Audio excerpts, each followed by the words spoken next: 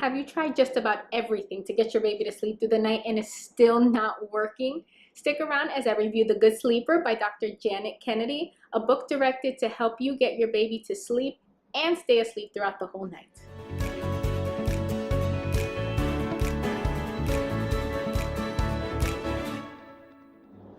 If you haven't heard about me, my name's Kasandra and I review baby products to help make the challenges of parenthood just a little bit easier. So if that's your thing, make sure to subscribe. My friend highly recommended this book after hearing my frustrations about my daughter not sleeping throughout the night and being almost 5 months old. So I decided to give it a try.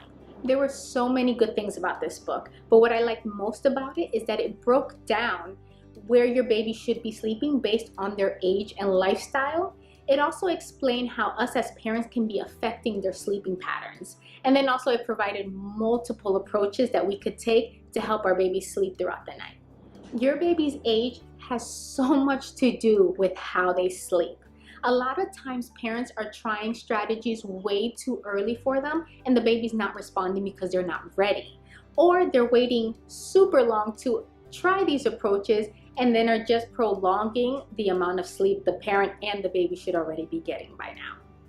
Also, lifestyle has such a big part to do with it. I'm a stay-at-home mom, and the approaches I take with my daughter are so much different than the approach a mother or father would take with their kid who's going to a daycare or staying with a nanny. So try not to compare what you're doing with what your neighbor's doing for their sleeping, because the lifestyle and the age of the baby can change the whole scenario and the approach to take. The biggest takeaway for me from this book was finding out what habits I had that were actually affecting my daughter's sleeping. There are so many things that us as parents we do that we think we're helping them, but we're actually hurting them. We're actually making the child not sleep well throughout the night and continue to wake up. For example, my biggest thing was that I thought my daughter was hungry all the time. So every time she fussed or cried, I would give her a bottle. And I was noticing as she's getting older, she kept sleeping less and less. And I'm like, what am I doing that it's just not working?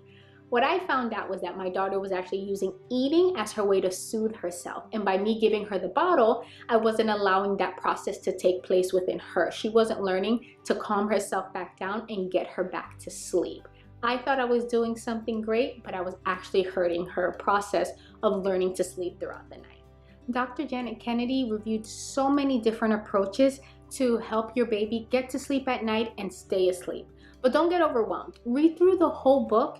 You know your baby, you know yourself, your family, and what you guys are capable of. So once you've read through her entire book, pick out what's good and apply that to your family. The key is consistency. Stay true to what you do. Keep going night after night. Some nights are going to be hard, but eventually you will see results.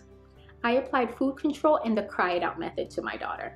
Understanding that she wasn't hungry throughout the night, that she just needed to learn how to soothe, I had to let her do that. So I set schedules for when she was going to eat throughout the night, and the other times where she started to fuss, I had to just let her cry it out. It's very difficult, but what I did was I would hide in the room. I didn't feel comfortable leaving. As long as I was in the room and I started to understand her cries when she was crying because she was hungry or when she was just being fussy, I can get through it. Being out of the room would worry me. I wasn't sure she was injured, hurt. What if she rolled over, pinched herself? I don't know. But as long as I was in the room, I felt better. I would hide so she wouldn't see me, and it started to get me results. As far as dislikes for this book, honestly, I had none. Yes, some of the approaches were a bit rough for me, so I just didn't apply them. But that doesn't mean because they were bad for me, it was a bad book. Every baby is different, so what didn't work for me might work for somebody else. Just give it a try, keep an open mind, and like I said, just find something that you're comfortable with and you can stay consistent. So if you're asking if I recommend this book, I'll just explain it this way. My daughter was sleeping horribly throughout the day. Her naps were scattered everywhere. She was fussy and cranky. Then at nighttime, she was up about every 2 hours, just crying and fussy. Now, she takes her daytime naps at 9, 12, and at 3 p.m. By 8 p.m., she is sound asleep. She eats around 2 a.m. in the morning, and then by 7:30, she's ready for her day. So, yes, yes, yes, yes, I highly recommend this book. If it was not for Ms. Dr. Janet Kennedy, I was ready to lose my marbles. My daughter was 4.5 months, still not sleeping, and now right at the 5-month mark, I'm finally getting peace and quiet throughout the night. I hope this review helped. If so, if you liked it and you want to hear more like this, make sure to subscribe. Also follow me on Facebook at ks.omother and on Instagram at o.mother. Thanks for watching, and remember to tell yourself every morning you are an amazing parent and you're doing a great job.